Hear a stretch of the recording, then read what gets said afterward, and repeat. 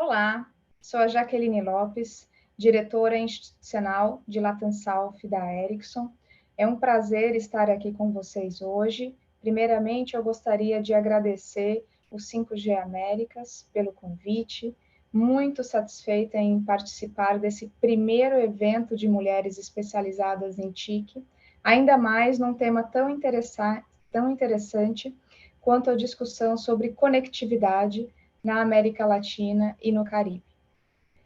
Como responsável pelo Cone Sul aqui da América Latina, estou baseada no Brasil e eu queria compartilhar com vocês um pouco da experiência focada no mercado brasileiro, mas à luz também de dados globais.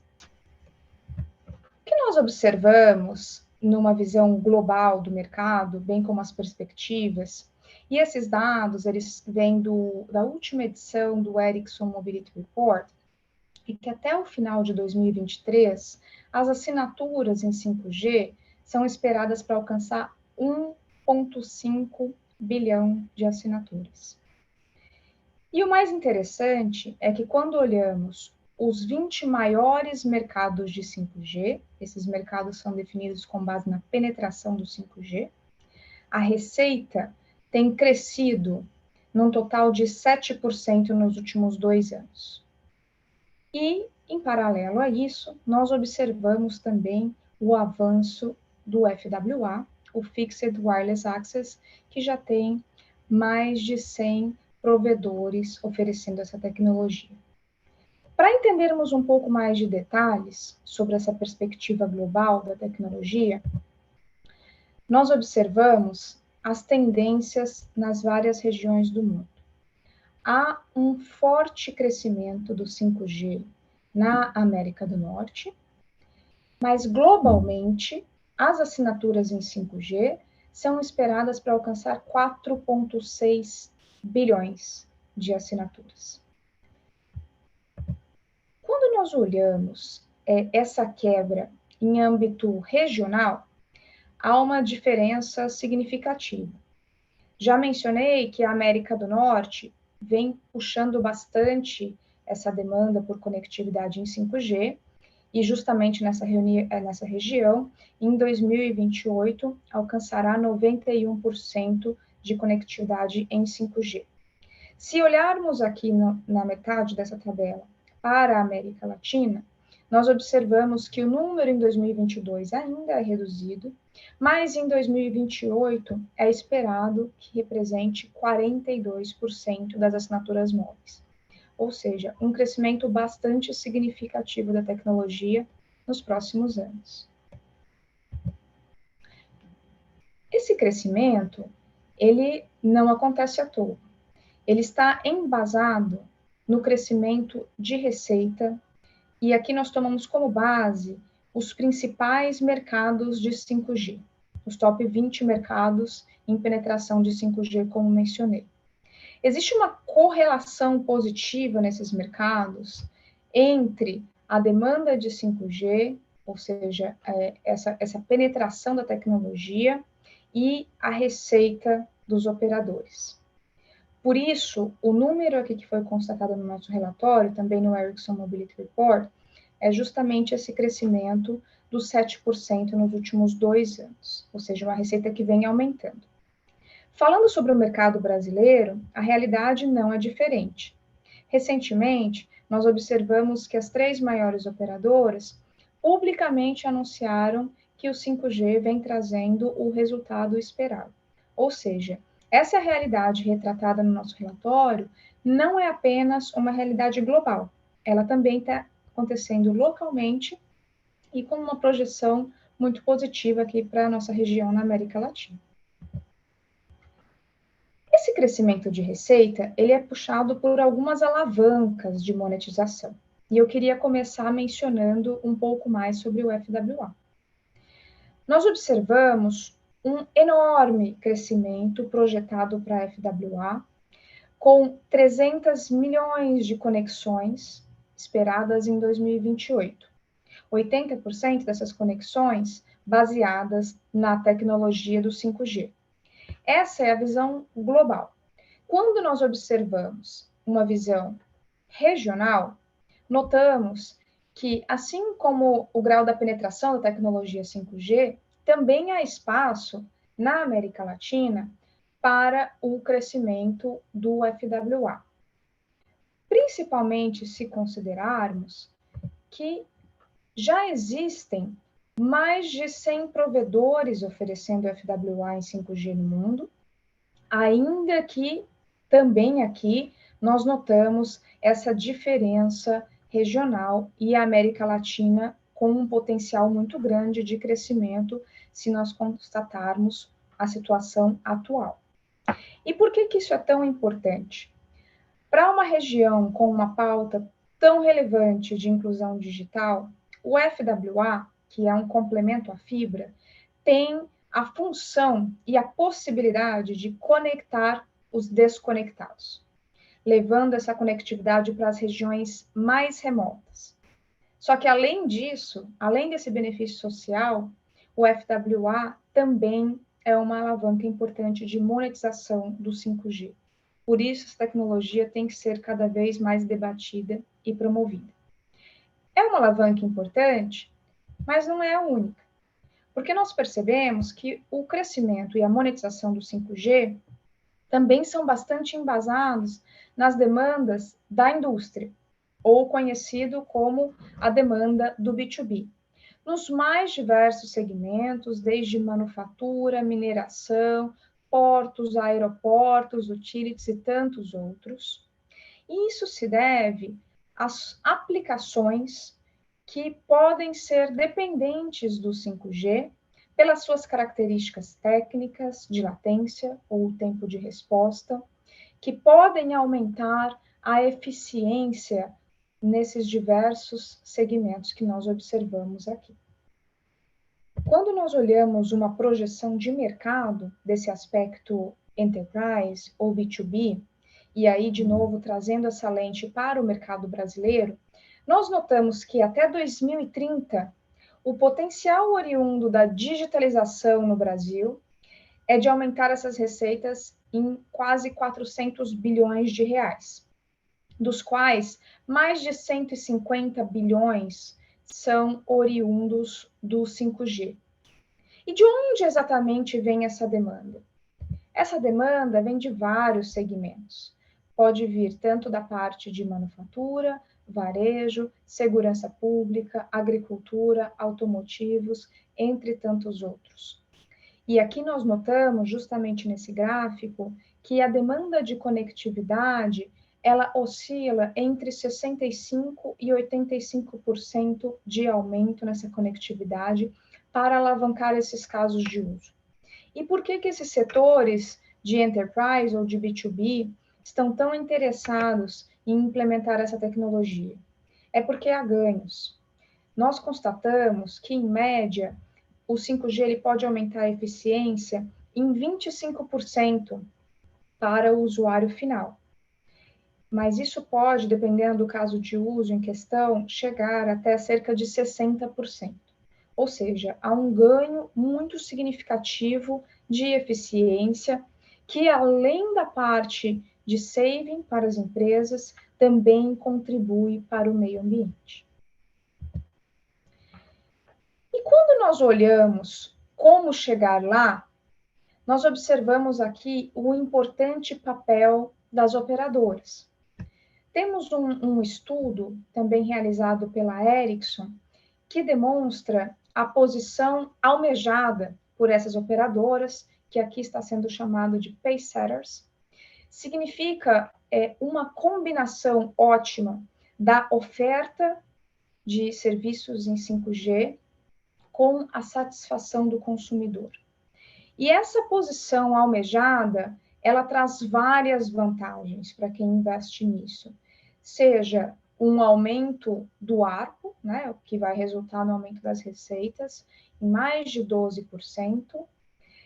Seja também entender que esse crescimento do ARPU e das receitas, ele tende a ser 2 vezes mais proveniente do 5G, e também da base de clientes desse tipo de operadora, em que cerca de 50% da sua base vai justamente demandar esse upgrade para o 5G interessado nos novos serviços oferecidos.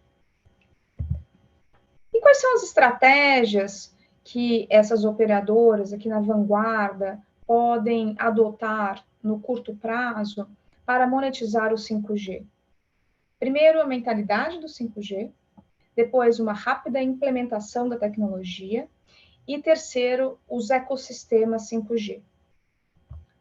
Quando nós olhamos nos novos tipos de monetização, estamos falando de novas ofertas de serviços. Aqui está um exemplo que já foi adotado, mas os dados demonstram que, na realidade, cerca de 22% dessas operadoras já estão cobrando premium, ou seja, estão oferecendo novos serviços em decorrência do 5G e monetizando essa possibilidade.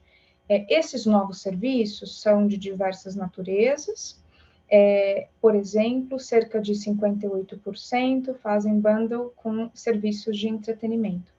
Ou seja, o 5G ele continua contribuindo para a inovação na medida em que ele traz novas possibilidades para o usuário final, seja em B2B ou seja em B2C. Quando nós pensamos no rápido rollout ou implementação da tecnologia, existem estratégias que podem ser adotadas. E essas estratégias, elas devem ser focadas no consumidor. Aqui, por exemplo, poderia acontecer uma implementação em etapas, né, diferentes tipos aqui, observando qual é o caso de uso demandado ou de interesse do consumidor final. E isso pode nortear a implementação da tecnologia.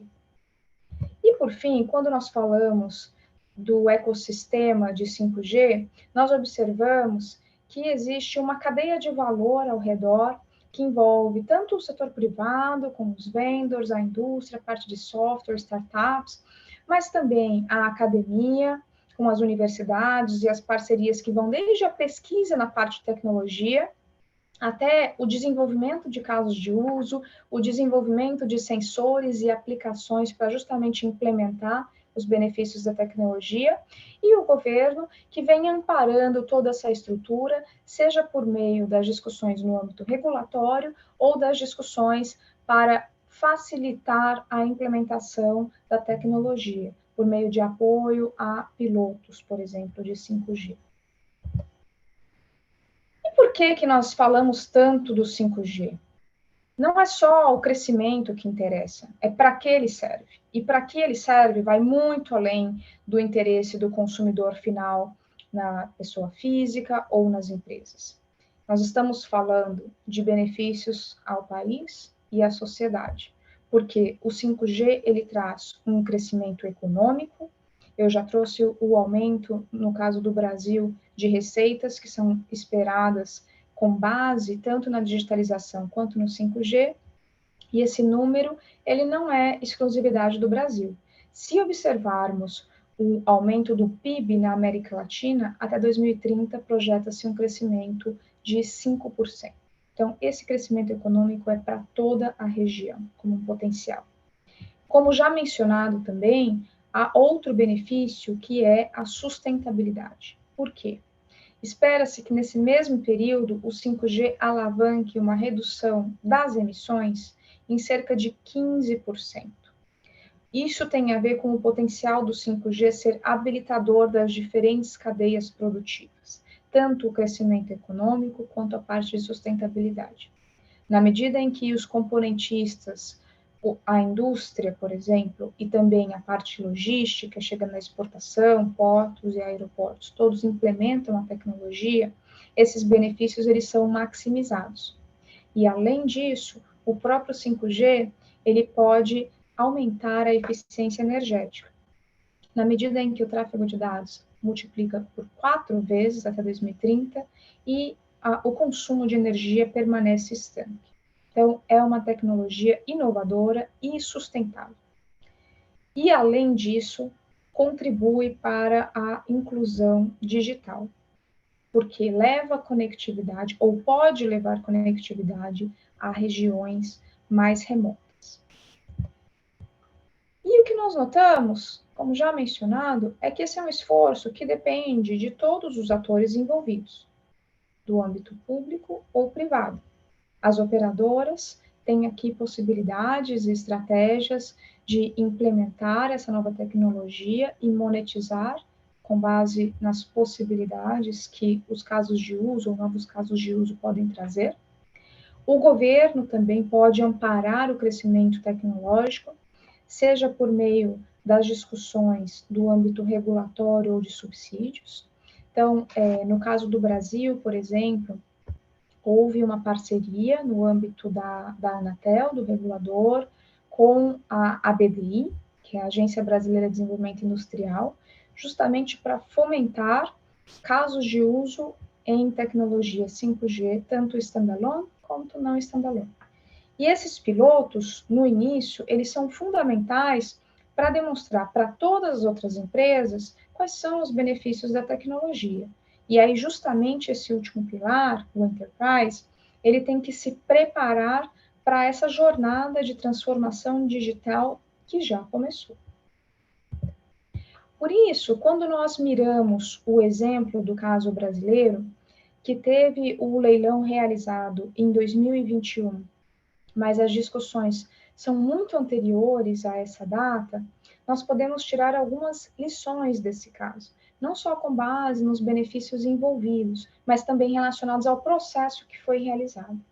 Primeiro, quanto antes o leilão do 5G for realizado e a implementação da tecnologia acontecer, melhor. Por quê? Porque o crescimento econômico, a sustentabilidade e a inclusão digital vão acelerar junto com a realização do leilão e a implementação da tecnologia. Por isso, quanto antes, melhor. Além disso, o caso brasileiro trouxe um modelo muito inovador e interessante para a região, que é conhecido como leilão não arrecadatório. Em resumo, esse modelo, ele converteu os valores pagos pelos participantes do leilão ao governo, pelo espectro, converteu em obrigações, que foram de diversas naturezas, desde conectar rodovias em 4G, colocar conectividade em regiões remotas, incluíram conectividade nas escolas, dentre outros dispositivos que foram observados. E, com isso, cerca de 90% do valor desse leilão, que foi de aproximadamente 9 bilhões de dólares, ele foi convertido em compromissos de conectividade aqui ao longo da década em que nós estamos vivendo. Além disso, é preciso que haja espectro suficiente nas diferentes bandas, baixas, médias e altas, justamente para alavancar esses diferentes casos de uso. E no caso do Brasil, foi o maior leilão de espectro da história, em que justamente houve essa integração de diferentes bandas em quantidade suficiente. E por fim, como mencionei, o processo que foi baseado em muito diálogo com os atores envolvidos, para que isso gerasse a previsibilidade necessária aos negócios, e essa previsibilidade vai contribuir para atrair mais investimentos. Ou seja, é um formato bastante interessante que foi realizado, em que o leilão foi realizado em 2021. Nós ainda estamos acompanhando aqui os resultados e os benefícios, mas até agora tem sido bastante positivo. E é um modelo que é bastante interessante e muito adequado à realidade de vários outros países em desenvolvimento, incluindo aqui na nossa região da América Latina. Ou seja, com base em melhores práticas, nós percebemos que é possível ampliar a conectividade no Brasil e na América Latina. E com isso, queria aqui agradecer mais uma vez a parceria com o 5G Américas e me colocar à disposição caso alguém tenha alguma dúvida. Muito obrigada.